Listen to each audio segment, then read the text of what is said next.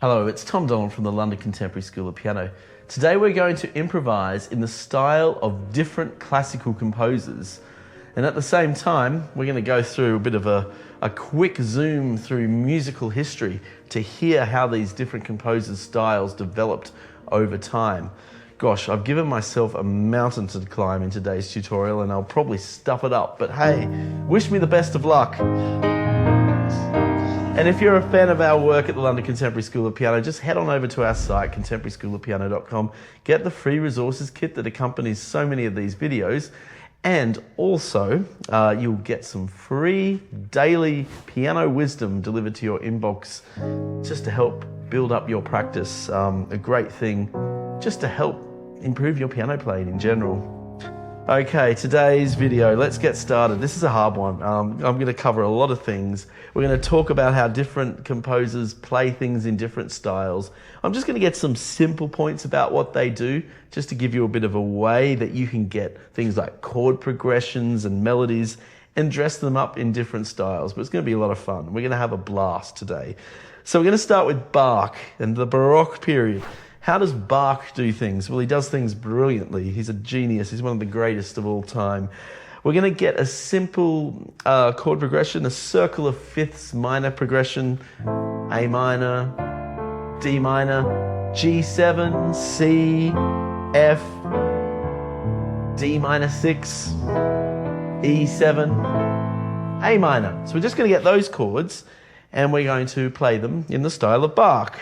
We're going to start with the right hand, and what Bach really loves to do, he's not going to just give us one melody. He's going to give us many melodies at the same time. In fact, he's going to give us lots of melodies and polyphony at the same time, to the point where sometimes it's quite hard to pin down what the melody is. Because to Bach, it's not about there being a melody, it's about this sophisticated, complex music polyphony jigsaw puzzle where all of the elements are together and put together so beautifully. So he might start by arpeggiating the chord progression in the right hand to get a melody like this, or a texture like this.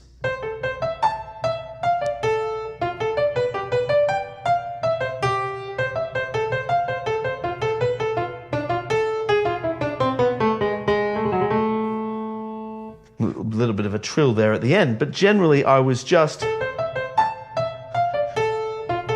rhythmically arpeggiating those chords.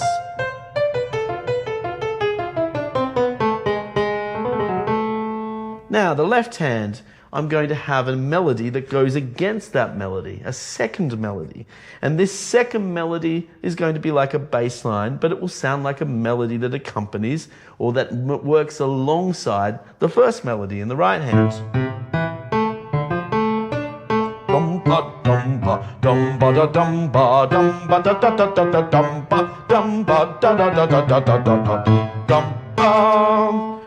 I put it together.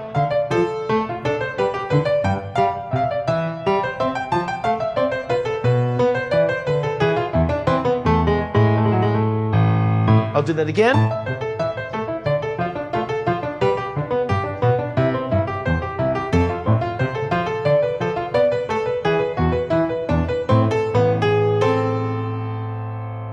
And that was a slight variation on it, but you could see all of that was still based on those chords, those same chords I started with. And I created that two-part texture of two ideas or melodic ideas in both hands. So it's like two melodies at once.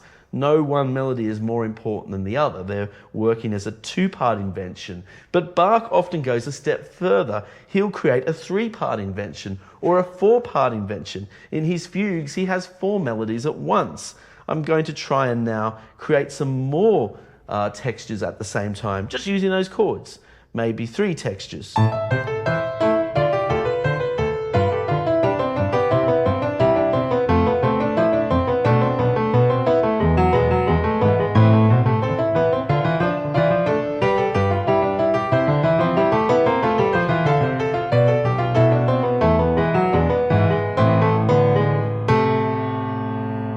A good way to practice something like that, just as a starting point if you want to try and improvise in the style of Bach, is just start by practicing arpeggios on your chords.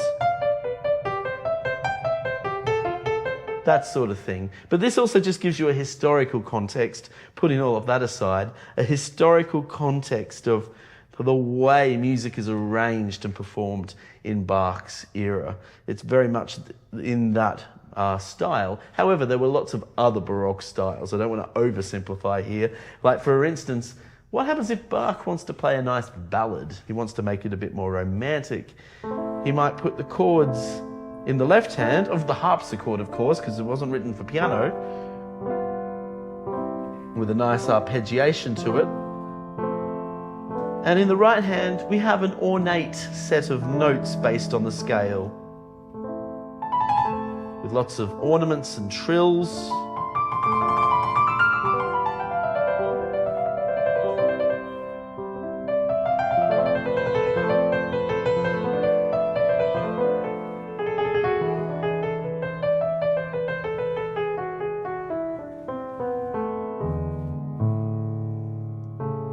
Finishing on the major. Not necessarily composers like Bach that wrote in that more improvisory style, though Bach did in many pieces, but you would hear other Baroque composers, Handel, and some of the French Baroque composers would use that style quite a bit as well, that more sort of romantic style. But the melody is quite ornate, and again, it's not really a melody, it's more scalic and ornate. It's not something you can really pin down or sing. It's not a catchy tune, it's more of a sequence of scalic notes that support the harmony of the music, the chord structure. Now we're going to fast forward into the classical period, and music changes again with the likes of composers like Haydn and Mozart. And we're no longer in the era of more complex polyphony. Not that Mozart didn't write complex polyphony, he did a lot of the time, but music changed during this period of time thanks to the Age of Enlightenment, and music became a bit more secular. It wasn't just written for church or state, it was written for the people. And Mozart wanted hooks. He wanted stuff that people could remember.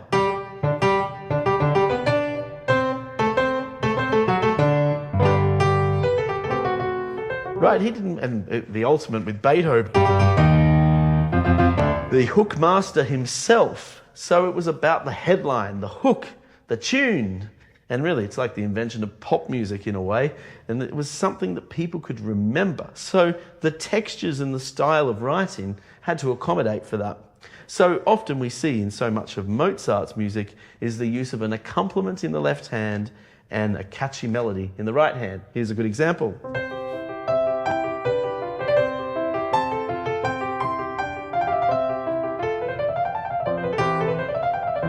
And so on. So we're going to improvise in that style. But let's just get a pop song from more recent years. I don't know, let's just think of something funny. What about Britney Spears or something like, yeah, Britney Spears, Hit Me One More Time. Why am I doing this? So we're going to have like, that's a D minor, I think. It's in a minor key. So we're going to use that Alberti bass that Mozart uses. Now an Alberti bass is this. You get any chord. You can do this with any pop song you want. Get any chord you want. So I've got a D minor here. So I'm going D minor, A, F, A. And so I'm playing the first, fifth, and the third note of the chord. 1, 5, 3, 5, 1, 5, 3, 5. That's an Alberti bass. Now put the melody on.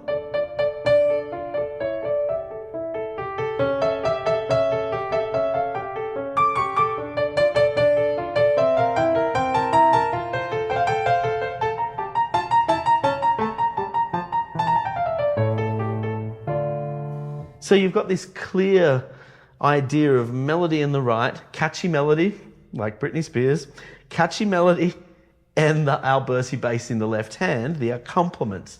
And you can try it with any pop song you want, just playing that Alberti bass against a melody. And you could also practice improvising in that style. Why don't I get chords 1, 4, and 5 from the key of A major? I'll use my inversions. I'm going to make my 5 a 5-7, that's an E7 with a very classical voicing. A major, D major, E7, A major. And I'm going to create some sort of classical style Mozart melodies over the top of that.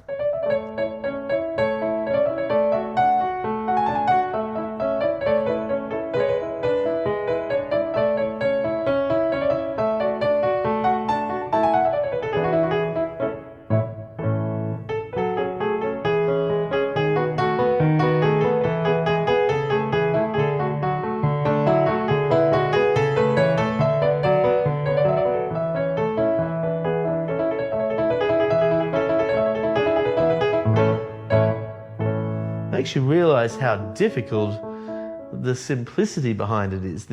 What I mean by that is the simplicity of writing a beautiful tune against an accompaniment. But it's just a really nice thing to have a bit of fun with, improvising. And that's how you improvise in the Mozart style, in the classical style, as opposed to the Bach, Baroque music style. So we now fast forward further forward into the Romantic period.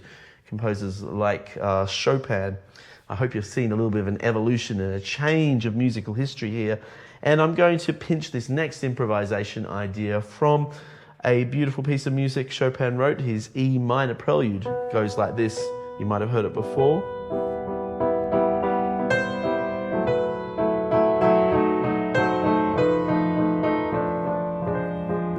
And so on. Beautiful piece of music. What I love about this style of writing, it is quintessentially romantic. The chords are less functional and symmetrical like we heard with the Mozart. And instead the chord pattern is really determined by the color of the sound. It's somewhat improvisory. In fact, I don't even think Chopin is even thinking about chords. He's just changing one or two notes. The bottom note, change the top note, change the middle note. I'm wandering around E minor, outside and inside E minor.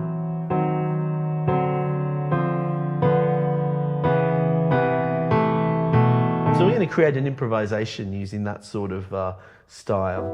I'm going to create a mock-up Chopin piece, improvisation. That's not really Chopin. It's just Romantic period improvisation.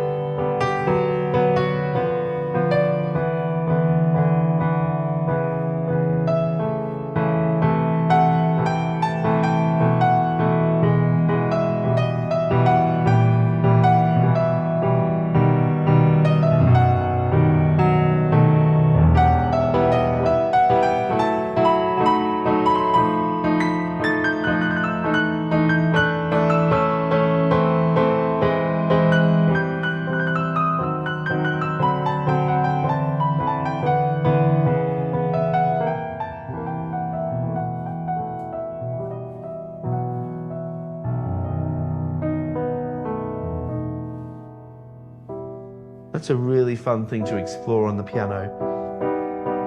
Just changing one or two notes at once to wander away from the key you're in.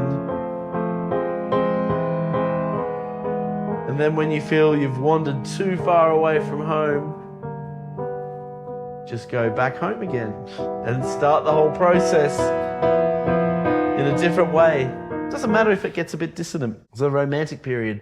The chords are less about just the function of the chords, but a lot about the emotion of the chords and painting colors and sounds with the chords. And Chopin really was the first composer to start moving piano music into that direction rather than a more functional, structured direction that you might have seen in Mozart and Beethoven. And that's why a lot of his pieces were much shorter, and he didn't write as many sonatas and symphonies and concertos. Well, he didn't write any symphonies. He did write concertos and some sonatas, but that's not his main body of work. His main body of work is actually his more miniature pieces like preludes and nocturnes, etc. And so that allows for that style of writing to occur. So that's a fun way to improvise. Now let's improvise in the style of Liszt. Let's go even deeper into the Romantic period. And Liszt has a technique I love called hot air arpeggios. What is it?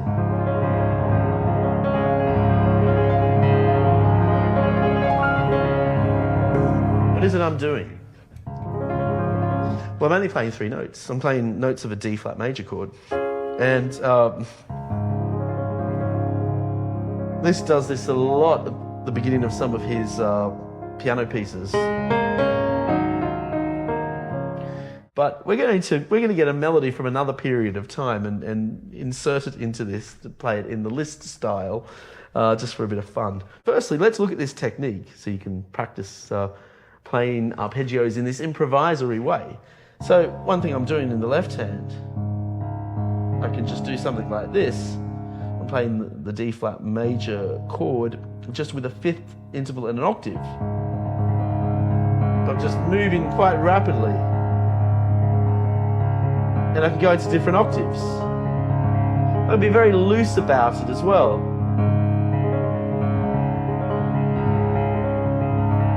And use the pedal and I just lift my hands to get to the next octave. Now in the right hand, I might play more of the flesh of the arpeggio.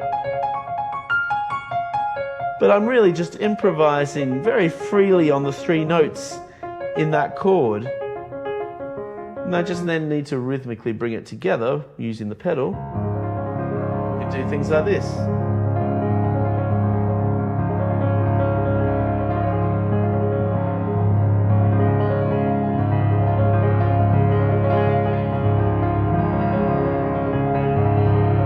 Sounds like I know what I'm doing, doesn't it? But it's just a technique, a nice little party trick.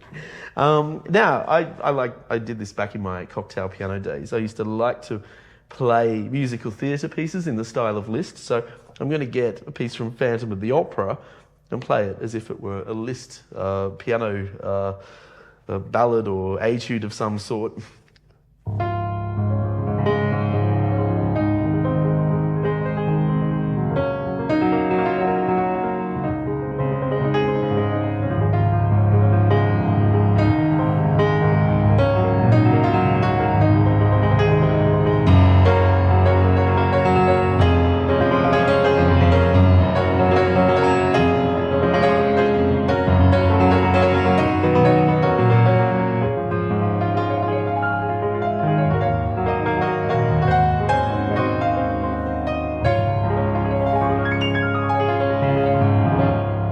Now, of course, there's a lot of just silly theatre with that, but it's quite fun.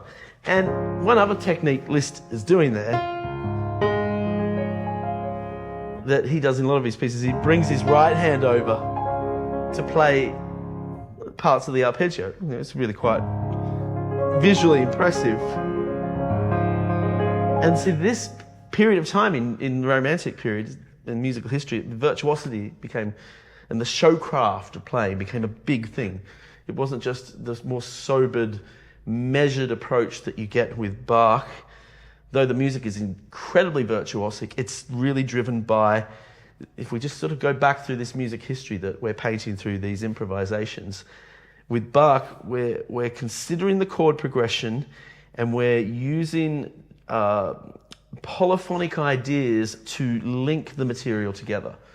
So there's a lot of polyphonic and chordal and harmonic integrity behind the writing.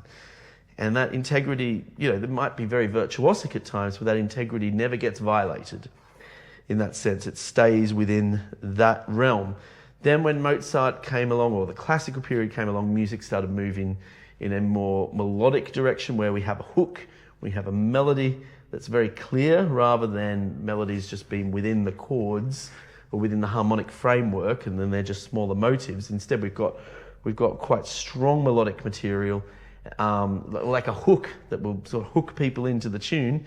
Now we go into the Romantic period, deeper into the Romantic period. Obviously, it's more expressive, it's more emotional driven or subjective driven. But virtuosity, for its own sake, plays a role, even if it's just on one chord. You know. And still, melody plays a very, very huge role. The music is extremely melodic and passionate. And it really peaked when you get to the late Romantic period, like Liszt and Rachmaninoff. I'm going to show you a really cool improvisation technique just to play in the style of Rachmaninoff. Something Rachmaninoff loves to do a lot is he will dress up these arpeggios with chromatic scales in the left hand.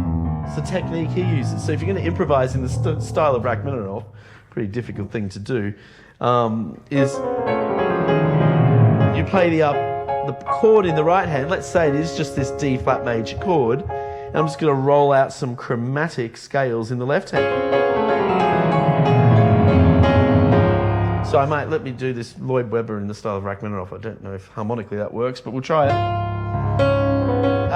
Let's try that again.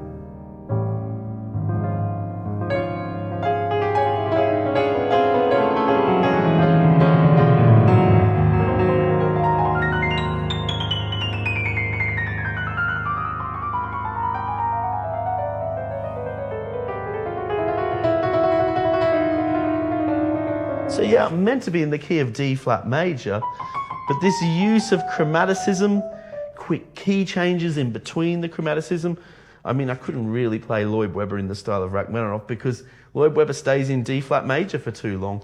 So I had to go into different keys to try and make it sound like, you know, Russian classical music. And I would say I 20%, maybe even less, succeeded at that. But at least you got that little trick of that left hand doing chromatic scales. Rachmaninoff does it all the time over his chords to decorate his chords. It's a really fun thing to do. Another thing Rachmaninoff does all the time is he interrupts a phrase or a cadence with chord 3. And he does that to just stretch the melody out. So the melody just keeps going on and on and on and on. This is a good thing, by the way, because the melody is so beautiful. So he'll do a lot of things like this. So chord 2, 5, 3, 6, 2, 5, 3, 6, minor 4, 3 again. It's going to end now. Chord 5, no, 3 again. How do I make it interesting now? Some chromatic stuff in the left hand. Chord 3 again.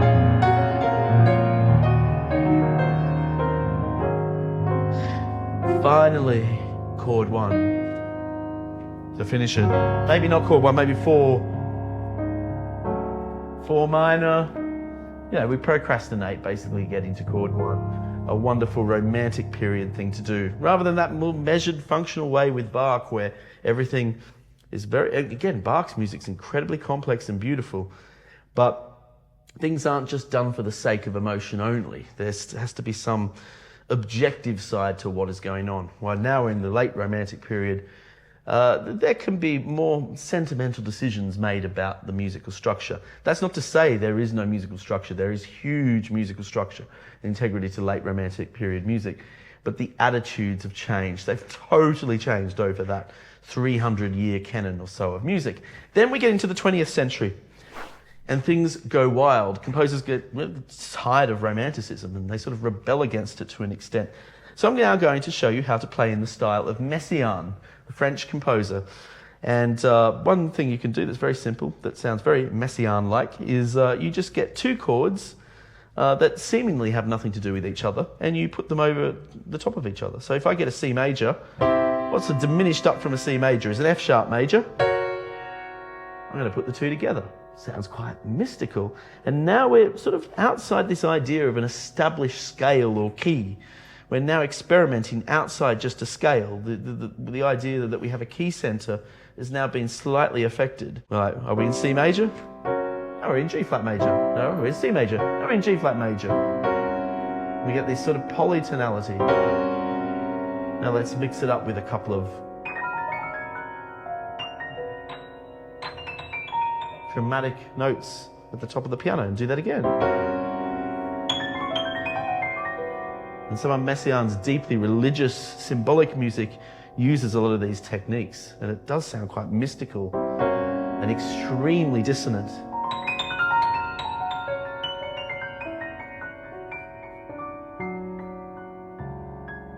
Another thing Messiaen does a lot, and you can experiment with this and improvise with this, he loved creating chord clusters.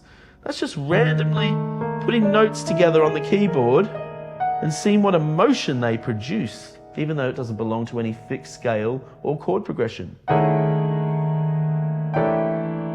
You might think, this is too dissonant. This doesn't make any musical sense. This is where musical integrity really comes in handy. Messiaen really deeply thought about the sounds that different intervals produced in the music. So these clusters that might seem random at first actually aren't. They're built with such conviction of the sound they create, the individual sound that each cluster can create. So just experimenting with piano clusters and really listening to the sound it produces.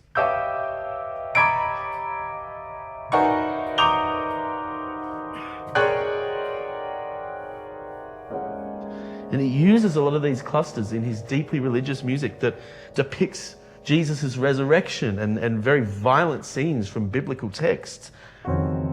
It's just really serious music. It's not just random avant-garde stuff. There's a lot of thought that goes behind it. And if you're uncomfortable with dissonant music, I'm going to give you a challenge. I'm just going to say, toughen up a little bit. Get your ears used to some dissonance. Don't just get used to music being tonal and pretty all the time. Get some grit into your ears. Train your ears to hear a bit of beauty in dissonance. I'm not saying you have to listen to dissonant music every day, but people just have such a low threshold these days. They want everything to be so cozy and comfortable. And as a musician, it sort of bothers me because, I walk into an art gallery and people are very happy to pay money to go into an art gallery. Some people are happy to spend millions of dollars and pounds on paintings and sculptures by experimental artists that are just splashing things on a canvas that are totally random. And they're quite happy to look at that for hours on end in an art gallery. But when they hear a bit of dissonance in music, they go, "Ooh, come on, use your ear." It's because people are visual, and they don't mind it in a visual setting, dissonance, but their tolerance for dissonance with their ear is way too low. So I'm just going to say, put it out there, get your dissonance tolerance up. You're going to have a better experience. You're going to hear music in a different way. Yeah. So anyway, now we're going to go to Neoclassicism, the likes of Shostakovich and Prokofiev. And there's a lot of people think that some of the stuff that they wrote that was more chromatic was atonal and lacked key signatures. Not true. It's just a different approach to classical thinking. And you can create a fun Shostakovich-style improvisation by doing a simple thing. He does this in a lot of his symphonies. And it's quite ironic and sarcastic. So I'm just playing a bass line in C major, but rather than what we were doing with the Mozart Alberti bass, where we created pretty melodies in the key, we're going to randomly play major chords of any major chord we want in a march-like rhythm against this C major bass line. So we're going to be in multiple keys at once.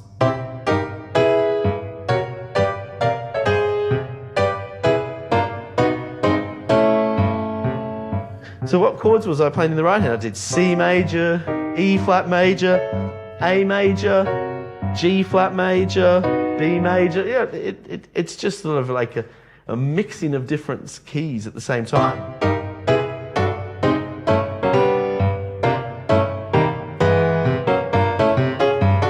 And if you want to be a bit more sinister, we'll make it on minor chords now. We hear a lot of this in Hollywood music, in film music. Random minor chords against that bass line.